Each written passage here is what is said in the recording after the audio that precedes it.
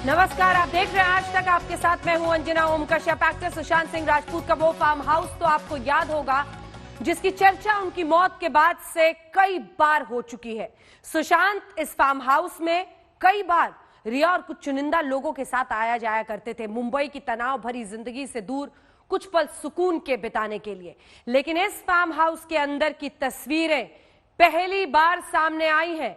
आज तक को मिली ये तस्वीरें देखकर आप चौंक जाएंगे, क्योंकि मुंबई से करीब 125 किलोमीटर दूर इस फार्म हाउस में भी रिया के नशीले चक्रव्यूह के निशान मौजूद हैं।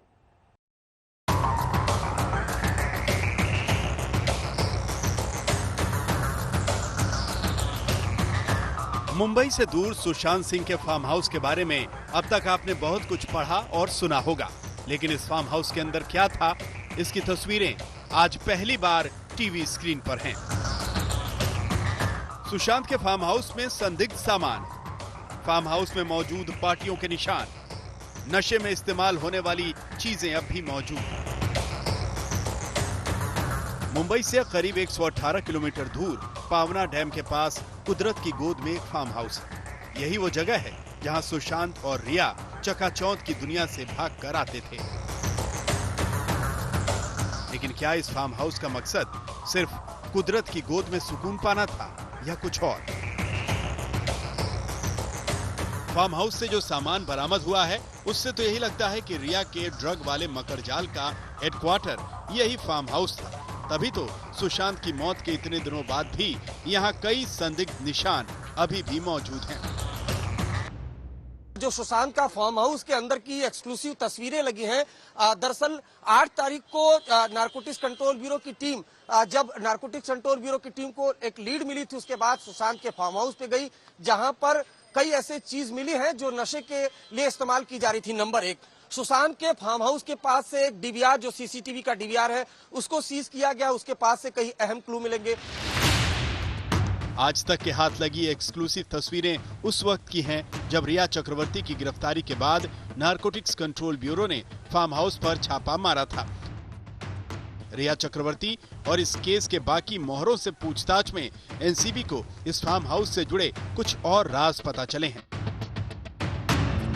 सूत्रों का दावा है कि इस फार्म हाउस में रिया के अलावा 2 और एक्ट्रेसेस का आना जाना था। सुशांत, रिया और एक्ट्रेस कई बार बोट के जरिए झील के बीच में एक द्वीप तक जाते थे।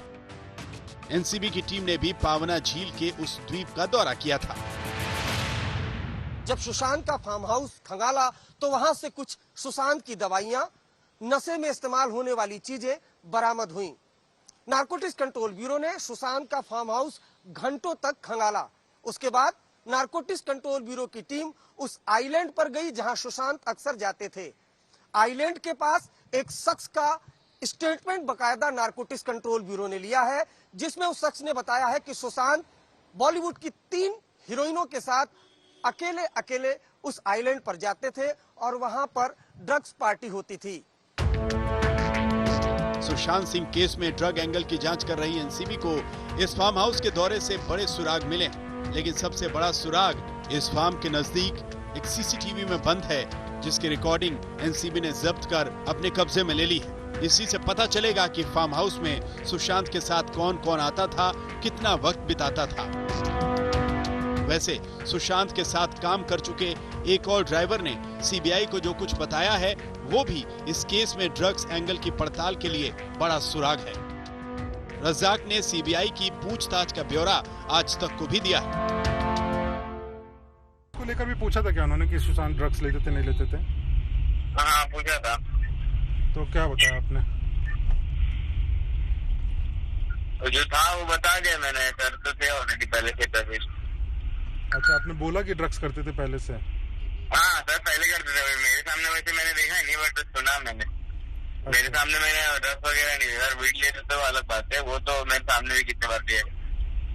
अच्छा, और ये आप कब से कब तक थे उनके साथ में, सुशांत के साथ में? 2019 अक्टूबर।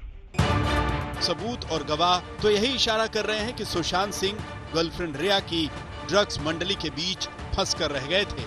लेकिन सच तो सीबीआई, ईडी और एनसीबी को निकालना है और तीनों जांच एजेंसियां दिन रात इसी मुहिम को अंजाम देने में जुटी हैं। मुंबई से अरविंद ओझा और मुनीश पांडे के साथ आज तक ब्यूरो।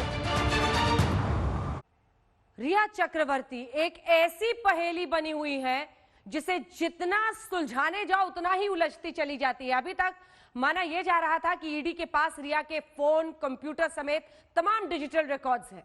इसकी ड्रग्स को लेकर चैटिंग भी सामने आ चुकी थी, जिससे यह लगा कि रिया का पूरा कच्चा चिट्ठा अब खुलकर सामने आ चुका है। लेकिन यह आधा सच है। पूरा सच जांच एजेंसियों को भी बहुत देर से पता चला। वो ये कि रिया सिर्फ अपने ही नहीं बल्कि अपनी मां के फोन से भी ड्रग्स का खेल खेलती थी। इस फोन का ब्यौरा सामने आना अभी बाकी है। सुशांत तक ड्रग्स की सप्लाई, मैनेजर और स्टाफ से ड्रग्स की डिमांड, ड्रग्स के धंधेबाजों के नाम, पते, ठिकाने। रिया चक्रवर्ती के व्हाट्सएप चैट में ये सब कुछ है। लेकिन अगर आप सोच रहे हैं कि ड्रग्स की डिमांड और सप्लाई में रिया चक्रवर्ती का पूरा रोल आपको पता चल चुका है, तो आप गलत फहमी में हैं। क्योंकि अभी तक ईडी, सीबीआई जैसी जांच एजेंसियों को भी जो पता चला है वो पूरे सच का सिर्फ एक छोटा सा टुकड़ा है। पूरा सच कहां और कितना दफन है, जांच एजेंसियां फिलहाल इसका सिर्फ अंदाजा लगा रही हैं। क्योंकि पता ये चला है कि रिया का जो फोन ईडी ने जब्त किया था, उसके अलावा रिया एक और फोन के जरिए नशे के नेटवर्क के सिग्नल पकड़ रही थी। रिया के एक और फोन का खुलासा, मां का फोन भी इस्तेमाल करती थी रिया। जांच एजेंसियों से छिपाया मां का फोन। ईडी और सीबीआई से जो जानकारी रिया चक्रवर्ती छिपा ले गई, वो एनसीबी के रडार से बच नहीं सकी। दरअसल ईडी ने सबसे पहले रिया के ड्रग्स रैकेट से जुड़े होने के सुराग तलाशे थे। ये सुराग उसके फोन में ही छिपे थे।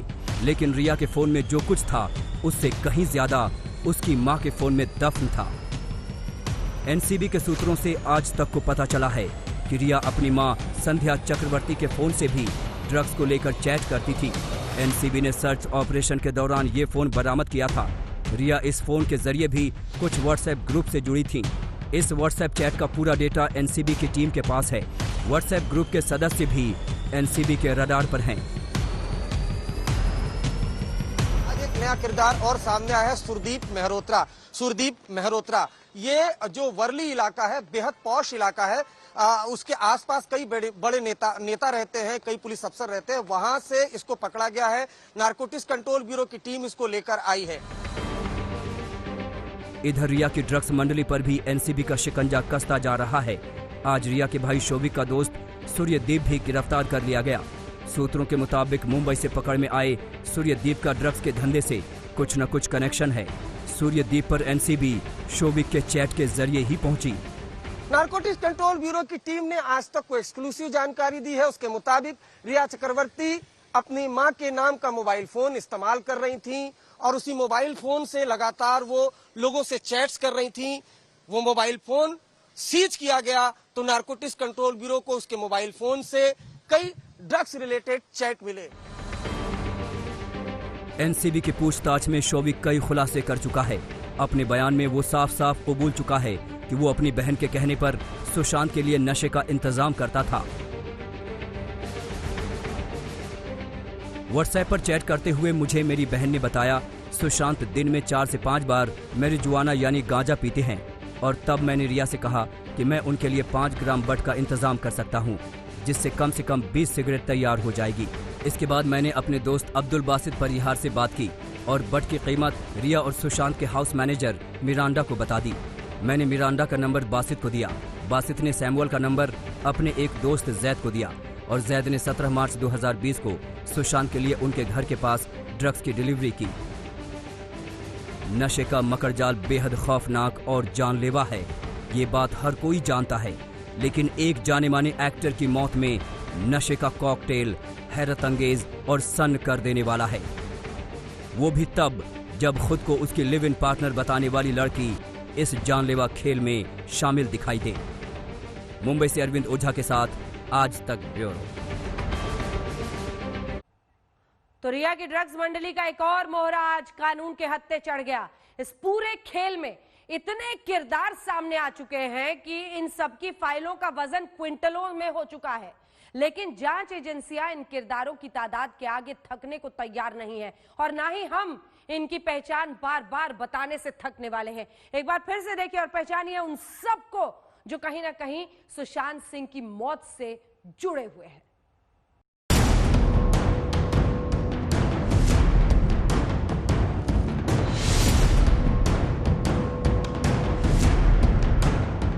रिया ड्रग्स मंडली से जैसे जैसे पर्दा उठता जा रहा है, रिया की मुश्किलें और बढ़ती जा रही हैं। रिया चक्रवर्ती का पूरा ड्रग्स गैंग ही नहीं है, बल्कि वो बड़े नाम भी हैं जो रिया और शौविक के बयान में सामने आए।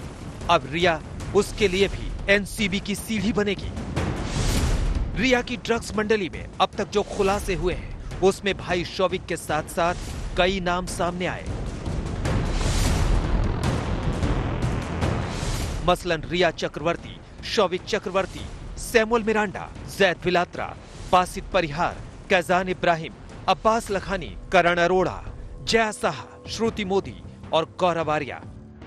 रिया ड्रग्स गैंग पर नारकोटिक्स कंट्रोल ब्यूरो ने जैसे ही हाथ डाला, एक के बाद एक नाम सामने आने लगे।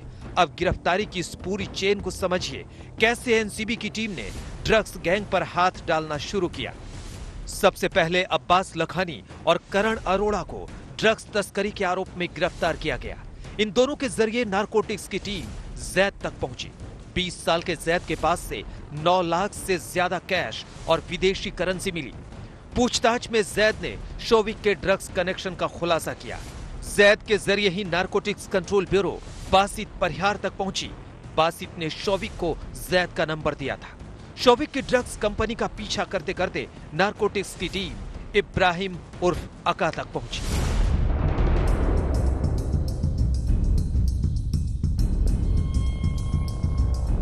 रिया के भाई शौविक चक्रवर्ती का जैद, बासित और इब्राहिम से कनेक्शन फुटबॉल से जुड़ा।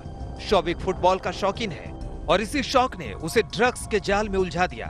बासित ने खुलासा किया है कि वो फुटबॉल ग्राउंड पर ही शौविक को ड्रग्स सप्लाई करने लगा था, जबकि कैजान इब्राहिम भी प्रैक्टिस के लिए वहां आता था। कैजान इब्राहिम और बासित के पुराने ताल्लुकात थे। हम आपको बता दें कि कैजान इब्राहिम बांद्रा के इंप्रेशन बार रेस्टोरेंट से जुड़ा है।